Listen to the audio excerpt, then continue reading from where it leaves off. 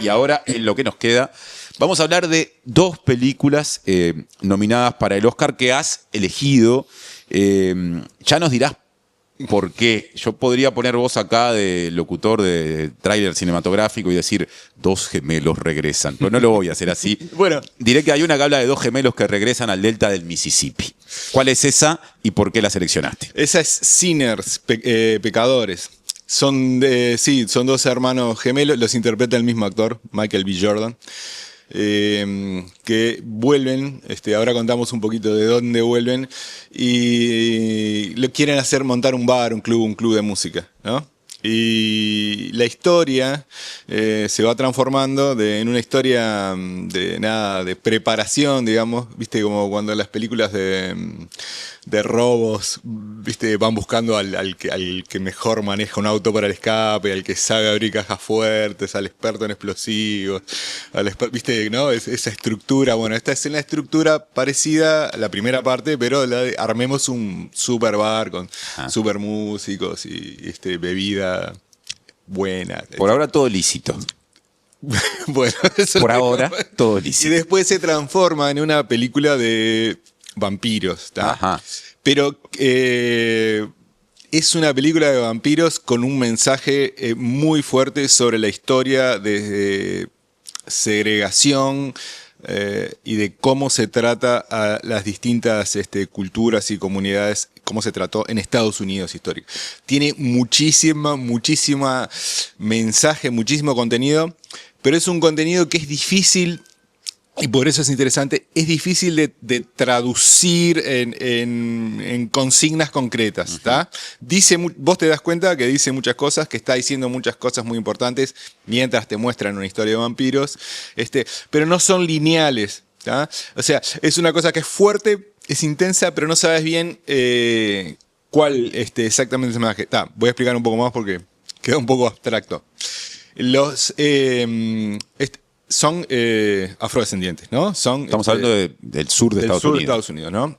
Ellos son de los gemelos estos, los hermanos Smokestack. Interpretados por el mismo actor. Sí. Dato interesante el que dice. Sí.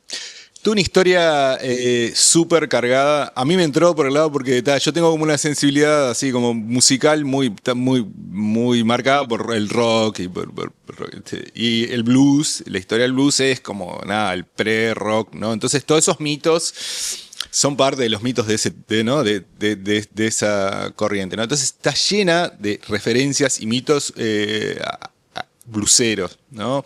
De pequeños detalles, ¿no? Hasta grandes detalles. Pero, por ejemplo, la historia del músico que vende su alma para triunfar, ¿no? Es como central en esa cultura, ¿no? Esa por nombrar una más evidente. Entonces está todo eso, está toda esa cosa del sur, todo el asunto de lo que se llamó las leyes de Jim Crow, que después que los estados del sur pierden la batalla por seguir manteniendo la esclavitud, no es que todo se transforme y el otro día todo el mundo tiene derechos, ¿no? Esa cosa sigue hasta mediados del siglo XX, ¿no? La lucha por la igualdad. Porque había, no eran esclavos, pero estaban segregados, ¿no? Entonces, trabajaban por un salario miserable. La película se ven muchísimas de esas cosas como detalles sociales. Por ejemplo, una cosa que pasa como de costado es que la gente que después que logran armar el club pero paga con la moneda, con moneda, ¿viste? Como había acá también, ¿no? No es moneda, son como vales. Unos vales de uso interno en ese lugar. Acá pasaba también en el interior, ¿no? En arroceras. Pasaba en grandes estancias. En grandes estancias, claro, te dan para comprar en la estancia. Le pagaban a la gente con cartones. Exacto. Que a su vez embolsaban ganancias del patrón, que era el que vendía los mismos productos. Exacto. Bueno, esto es lo mismo, esos cartones, está todo eso. Estos hermanos, los hermanos Smokestack es una referencia también a un tema de blues muy conocido, Smokestack Lightning. Bien, se hacen la historia de ellos, que no te la cuentan directamente, y eso está muy bueno. Si vos querés, le prestás atención y te das cuenta, si no. Ellos son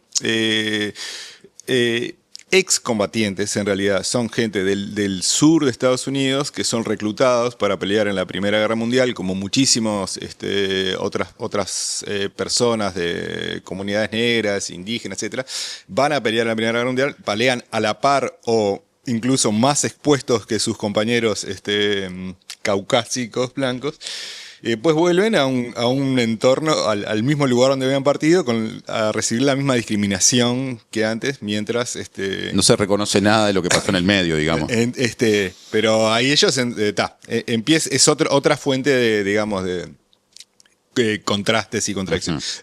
Ellos, como muchas otras personas del sur, se van al norte, ¿no? Si uno va del Mississippi hacia el norte, termina más o menos ahí por Chicago, ¿no? Van a Chicago. Muchos se iban a fábricas, muchos son blueseros famosos, el Chicago Blues, esto es.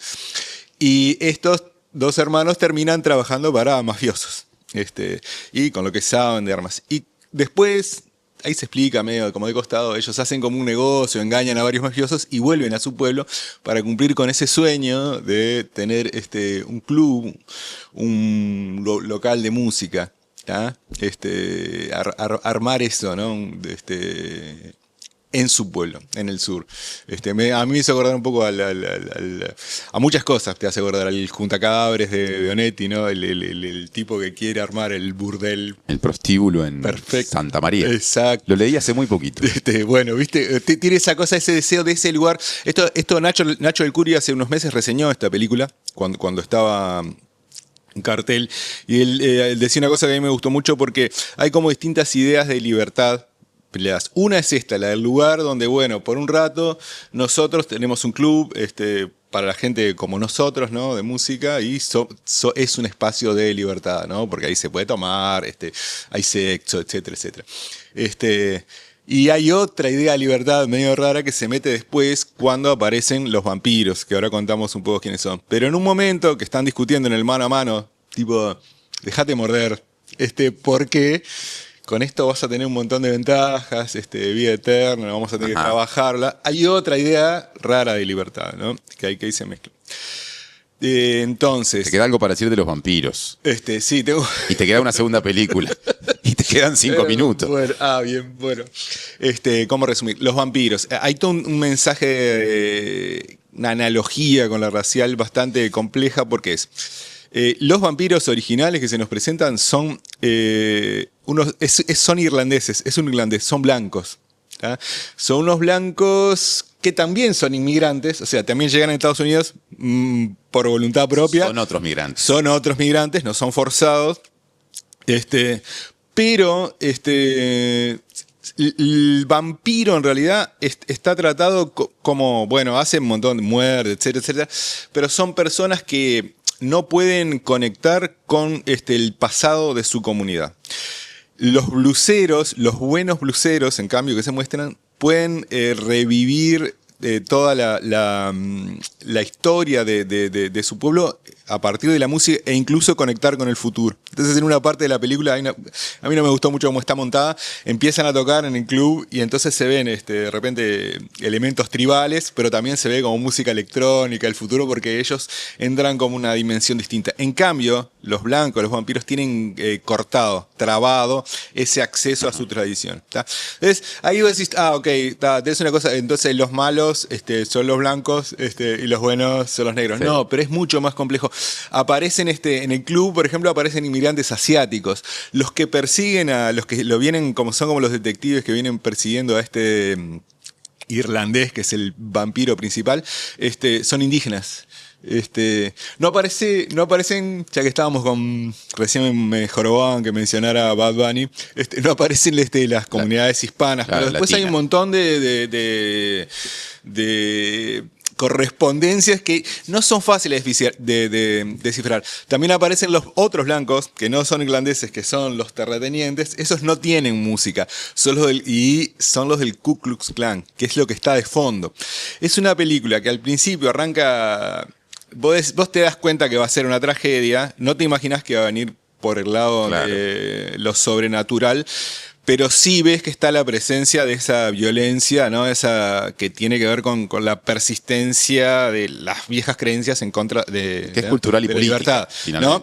Y el Ku Klux Klan tiene un papel fundamental en la película. Es una película que lo que decíamos es que además de todo esto que tiene, fue un exitazo. O sea, es una película muy popular, es candidata, pero es la que tiene más nominaciones en la historia, pero además fue muy vista.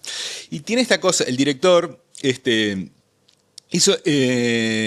a hacer Black Panther, o sea, viste las películas de superhéroes, ¿no? Que también están cargadas de una mirada reivindicadora de lo negro, ¿no? Black Panther es el Pantera Negra, claro, es el Pantera Negra, que es un superhéroe africano, es parte del universo de Marvel, pero tiene mucho Ryan Coogler, tiene mucho de esa historia, de ver un poco la historia desde un lugar distinto. A mí me hizo acordar a la serie Atlanta, que es una serie que la recomiendo muchísimo, muchísimo, de Donald Glover. Está en Disney, en Disney Plus. Son 3 temporadas. Es una serie, no solo es muy entretenida, sino que es muy atrevida formalmente. O sea, la forma en que están contadas en algunos momentos es re cotidiana, en otros momentos parece que fuera ciencia ficción o historia alternativa. Y tiene un mensaje político muy fuerte en el sentido de reivindicar la historia negra y las injusticias, ¿no? Y bueno, Panteras Negras fue el nombre además de un grupo armado que surgió como reacción al Ku Klux Klan. Sí, si lo dije bien o mal porque siempre hay una L que la pongo en el lugar equivocado, pero lo mencionaste recién, entonces todo se relaciona con todo, ¿no? Sí, claro, son todas historias que vienen de los años 60, ¿no? Que son los de un poco digamos, es el momento alto de la historia por la igualdad de los derechos, de lo que allá se llamó los derechos civiles, y también de la desilusión, ¿no? Por todos los asesinatos, ¿no? De Martin Luther King, etc. Y entonces aparece esta otra vía armada, ¿no? Da para hablar de Agente Secreto. Son las 11:04 y 11:05. Quienes trabajan en el café tienen que entrar a hacer tarea. Yo solo quiero decir una cosita. Robert Johnson nos dice, una persona que nos escribe, afrodescendiente, es un guitarrista prodigioso que cuenta la leyenda, vendió su alma al diablo para ganar sus destrezas en Mississippi. Claro, se asocia si es una persona real, se asocia con él, ¿no? Todo Crossroads, hay varias películas, ¿no? Porque es en un cruce de caminos que el blusero se encuentra con el diablo y todo eso está en la película. Hay personajes que para mí son entrañables. Hay uno que se llama Delta Slim, que es un pianista y armonicista veterano, que es el héroe termina siendo uno de los héroes de la película, que vos ves ahí que hay un montón de historias fundidas en un solo personaje. Tiene mucho de mitos lindos del blues, tiene mucho de la historia, en la estructura tiene de 2 películas. Una es bastante bluesera, que se llama Los Blues Brothers, que acá la daban en Canal 4 todo el tiempo con John Belushi, ¿no? Que también que es lo mismo, son 2 tipos que salen de la cárcel y tienen que armar una banda de blues y van buscando a todos los músicos y después se transforma en una persecución. Y la otra que es parecida es del Crepúsculo al Amanecer, que es una historia como de gángster y después se transforma en una historia de vampiros. Es recomendable Sinners, se puede ver ahora está viendo, estuvo en cartel, ahora se puede ver on demand y va a estar en algunos streamings porque algún Oscar se va a llevar. Bueno. Hablamos otra vez del Agente Secreto. Igual lean el Suple Cultura mañana porque hay un comentario de Agente Secreto de Guillermo de Pinto que es una mirada privilegiada porque es no solo como crítico y docente de cine, sino porque es brasileño. Claro. Y entonces descifra un montón de cosas que yo la vi y me las había perdido. Agente Secreto es la película 2 que iba a abordar Gabriel, pero el tiempo se nos terminó, por eso viene bien el pique que nos da de que estén atentos a ese artículo de Guillermo Alencar Pinto, que va a estar mañana, dijiste, en la diaria. Sale el viernes. El viernes, bueno, pasado mañana, ahí está. Y simplemente con respecto a Agente Secreto, esta película brasileña que nos lleva a 1977, aparece la dictadura brasileña, ¿no? Es lo que rodea, lo que aquello sobre lo que trata la película, pero ¿se puede ver Agente Secreto en Montevideo o en Uruguay hoy? Sí, ahora está en salas. Bien. Sé que está en Cinemateca, sé que está en salas. Es otro tipo de película, tiene alguna cosa en común con esta que entra en esa especie de revisión de la historia, de batalla cultural que hay en Estados Unidos, pero es una película brasileña y trata de una manera muy original sobre la memoria histórica, ¿no? Y terminó otra vez siendo el locutor que puede haber sido al comienzo, escrita y dirigida por Clever Mendonça Filho. Sí, un director que está, bueno, súper considerado, ganó como mejor director en Cannes por esta película, viene de hacer un montón de cosas interesantísimas y bueno, y está nominado para mejor película en los Oscars, ganó como mejor película en idioma extranjero ahora en los premios británicos, o sea... Bueno, muy bien. pudiste decir algo también del segundo título sugerido. Gracias, Gabriel. Hasta el miércoles que viene. Nos vemos.